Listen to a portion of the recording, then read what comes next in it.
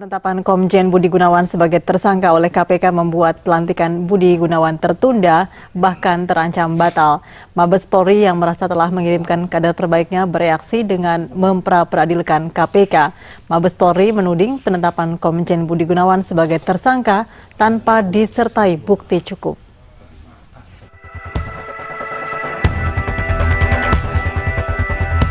Sejumlah mantan Kapolri melakukan pertemuan tertutup dengan pejabat utama Mabes Polri Selasa sore.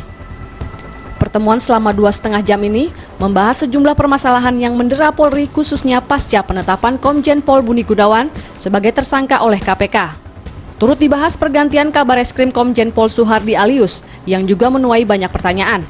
Mantan Kapolri yang hadir diantaranya Jenderal Purnawirawan Amaludin Djamin, Jenderal Purnawirawan Polisi Timur Pradopo, Jenderal Purnawirawan Polisi Bambang Hendarso Danuri, Jenderal Purnawirawan Polisi Sutanto, Jenderal Purnawirawan Polisi Rusdi Harjo, serta Jenderal Purnawirawan Polisi Rusman Hadi. Pelaksana tugas Kapolri Komjen Pol Badrodin Haiti mengatakan, para senior Polri meminta Polri tetap solid meski salah satu pejabatnya ditetapkan tersangka oleh KPK. Yang jelas masing-masing pejabat di Polri ini harus kompak, harus solid. Itu yang pertama. Kemudian yang kedua, masalah yang menimpa pejabat Polri yang terkena proses hukum, ya harus diikuti proses hukum itu sesuai dengan ketentuan. Hasil pertemuan juga memutuskan Polri menempuh jalur hukum dengan memperadilankan KPK setelah menetapkan Komjen Budi Gunawan sebagai tersangka. Kapolri Komjen Pol Badrodin Haiti memastikan Komjen Budi Gunawan akan mendapat pendampingan hukum dari Polri. Ada tim sendiri yang dibentuk dan dipimpin oleh Kadifkom dan langkah-langkah hukum itu sudah dilakukan. Ya boleh saja, silakan dibela semaksimal mungkin di dalam koridor hukum. Sebelumnya pada 12 Januari lalu, KPK menetapkan Komjen Budi Gunawan sebagai tersangka kasus dugaan suap dan gratifikasi saat menjabat Kepala Biro Pembinaan Karir Deputi Sumber Daya Manusia Mabes Polri periode 2003-2006 dan jabatan lainnya di kepolisian. Mantan ajudan Presiden RI kelima Megawati Soekarno Putri itu dijerat dengan pasal 12 huruf A atau B, pasal 5 ayat 2, pasal 11 atau pasal 12B Undang-Undang Tindak Pidana Korupsi. Budi terancam hukuman maksimal penjara seumur hidup jika terbukti melanggar pasal-pasal itu. KPK juga telah memblokir sejumlah aset Komjen Budi Gunawan berupa rekening bank. Komjen Budi Gunawan telah membantah semua tudingan KPK saat uji kepatutan dan kelayakan calon Kapolri di DPR 14 Januari lalu. Budi Gunawan memaparkan asal-usul harga kekayaannya. Budi membenarkan terdapat beberapa transaksi keuangan dalam rekeningnya. Namun menurutnya, transaksi-transaksi itu berkaitan dengan bisnis keluarga. Bahwa yang terkait dengan kasus penetapan tersangka ini sudah ditangani oleh Bareskrim Polri dan telah mempunyai kekuatan hukum yang tetap sebagaimana yang telah kami sampaikan tadi. Sudah ada surat klarifikasi dari Bareskrim Polri yang juga mempunyai kekuatan hukum yang tetap dari lembaga penegak hukum yang formal. Budi juga mengatakan telah menyampaikan laporan harta kekayaan pejabat negara LHKPN ke Komisi Pemberantasan Korupsi 2 kali pada 19 Agustus 2008 dan 23 Juni 2013. Harta Budi meliputi tanah di Gadok Bogor dan rumah susun dengan nilai saat ini 4,7 miliar rupiah. Apalagi dengan penyelidikan Bareskrim Polri pada 2010 menyebutkan Komjen Budi Gunawan bersih dari tindak pidana. Dasar itulah yang menjadi ajuan Polri memajukan Komjen Budi Gunawan sebagai calon Kapolri dan disetujui Presiden Joko Widodo. Kini pelantikan Komjen Budi Gunawan ditunda bahkan terancam batal setelah KPK menetapkan Budi sebagai tersangka. KPK pun bergerak cepat dengan memeriksa saksi-saksi terkait Budi Gunawan sebelum akhirnya memeriksa Budi Gunawan. Namun dari 6 saksi yang diperiksa, hanya 1 orang yang hadir. Apakah ini akan menjadi polemik jilid 2 antara KPK dan Mabes Polri? Tim Liputan, JAK TV.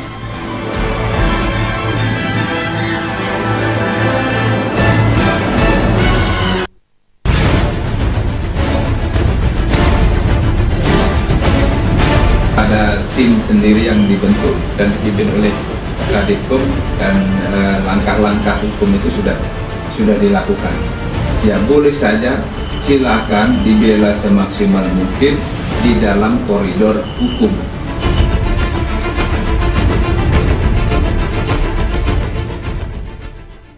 Ya, terima kasih Anda masih bersama kami. Pemirsa, kami akan membahas mengenai ini, di mana Polri menggugat KPK bersama dengan dua narasumber di studio. Yang di samping saya adalah dengan Ibu Yenti Ganarsi, beliau adalah ahli hukum pencucian uang. Selamat malam Ibu Yenti. Selamat malam. Terima kasih bersama kami, dan juga dengan Kombes Pol Agus Trianto, Kepala Biro Penerangan Masyarakat Polri. Selamat malam Pak Agus. Selamat malam Mbak, Assalamualaikum. Waalaikumsalam. Terima kasih bersama kami, dan silakan nanti jika Anda ingin bersama kami, silakan menelpon ke nomor telepon 02151551111.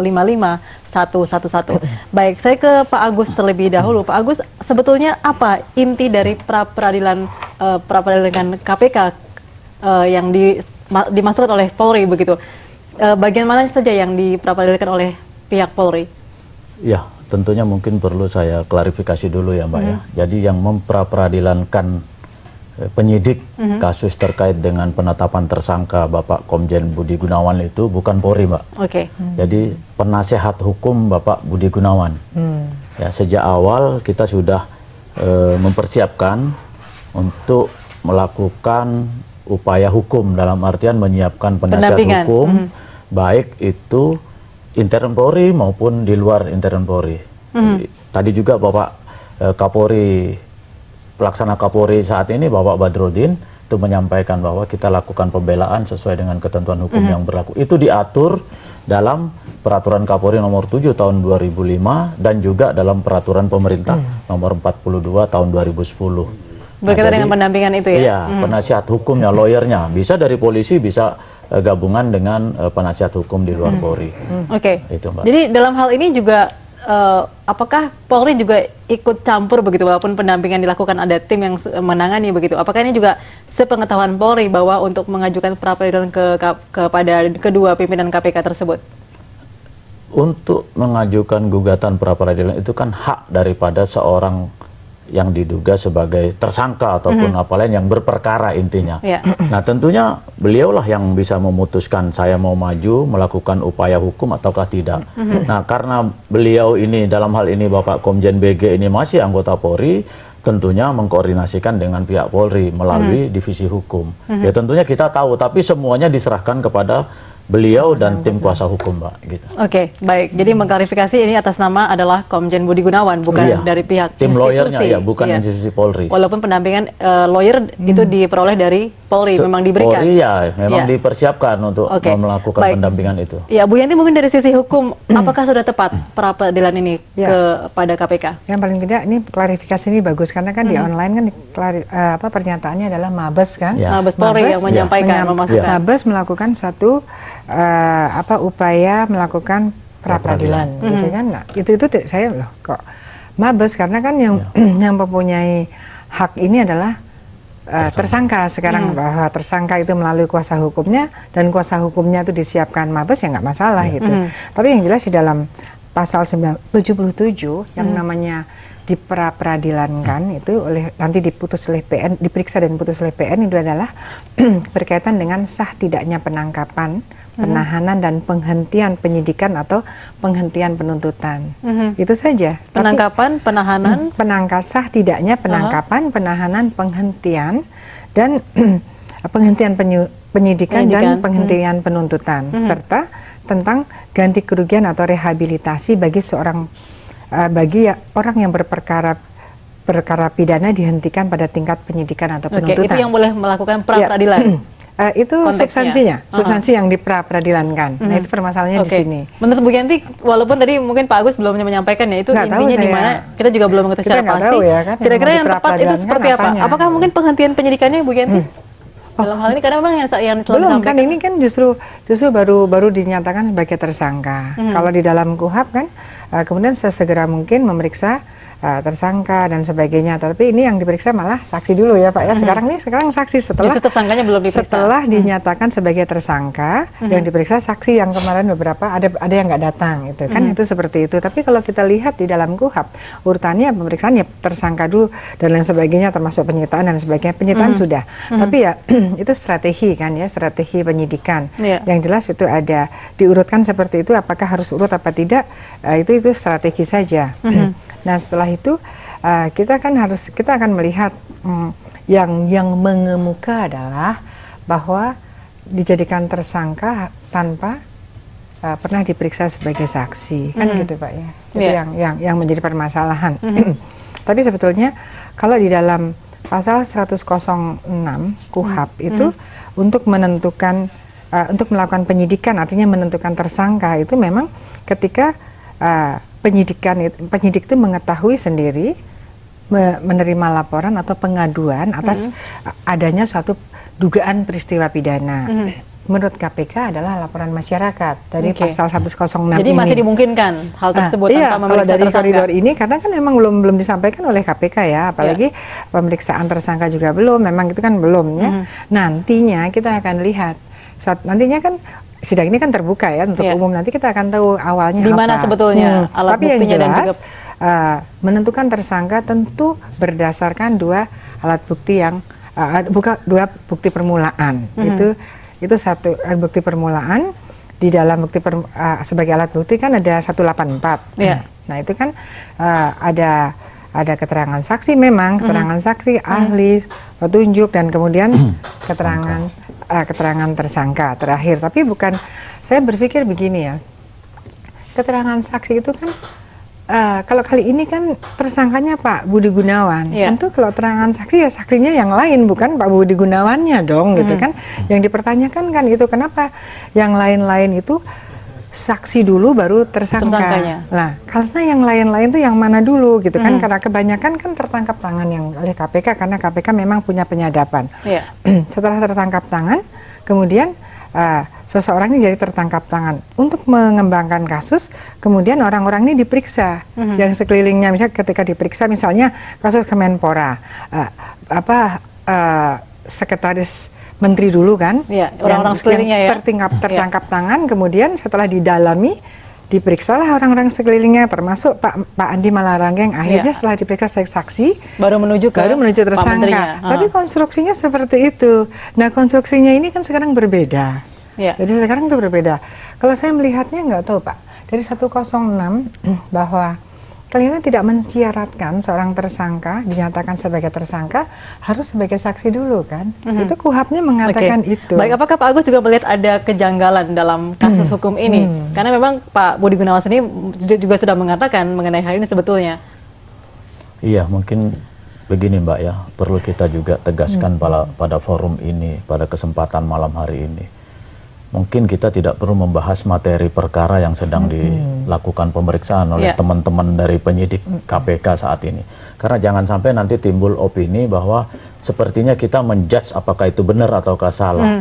Menimbulkan opini. Jadi menurut saya mungkin sebaiknya pada kesempatan kali ini kita membahas saja mungkin dari segi Ibu Fenty seperti apa undang-undangnya, dari kami gimana sih sikap Polri terkait dengan ini. Tadi sudah sebagian sudah saya kemukakan, supaya nanti masyarakat tidak menjadi bingung. Kan ini masih berproses, termasuk tuntutan pra-peradilan yang diajukan oleh tim kuasa hukum Pak Budi sendiri belum dimulai prosesnya Bu ya. Nah, jadi nanti jangan sampai nanti dengan kita kemukakan malam hari ini, besok ada hal-hal lain yang masyarakat akhirnya makin banyak komentarnya, dan belum tentu komentar itu sesuai dengan apa yang sebetulnya terjadi gitu Mbak. Oke, baik. Ya, artinya di sini Pak Agus, artinya memang pihak Polri berupaya untuk mencermati dulu apa yang terjadi proses hukumnya begitu yang terjadi di KPK saat ini. Dari sejak awal ya, kasus mulai awal begitu Pak Komjen Budi ditetapkan sebagai tersangka, Bapak Sutarman sudah menegaskan bahwa kita menghormati proses itu, kemudian siapkan penasihat hukum, kita monitor. Nah, sekarang sudah berjalan, tim kuasa hukum sudah ada, beliau sudah mengajukan pra-peradilan, apapun yang diajukan oleh beliau-beliau kita serahkan saja kepada penasihat hukum. Tentunya penasihat hukum sudah memiliki hal-hal kenapa saya harus maju sekarang, apa yang saya majukan, gitu, Pak. Ya. Jadi kami dari Polri dalam hal ini mungkin sifatnya monitor melalui tim penasihat hukum, Mbak. Oke, baik. Mungkin kita nanti bisa bahas lagi di bagian berikutnya, terutama mengenai 2 alat bukti ya, Bu Yenti ya, terutama dalam kasus yang disangkakan kepada Pak Budi Gunawan adalah kasus mengenai rekening yang tidak wajar begitu ya. Nanti kita akan bahas lagi di bagian berikutnya. Jangan kemana-mana, kami akan kembali bersama Anda setelah jeda pariwara berikut ini.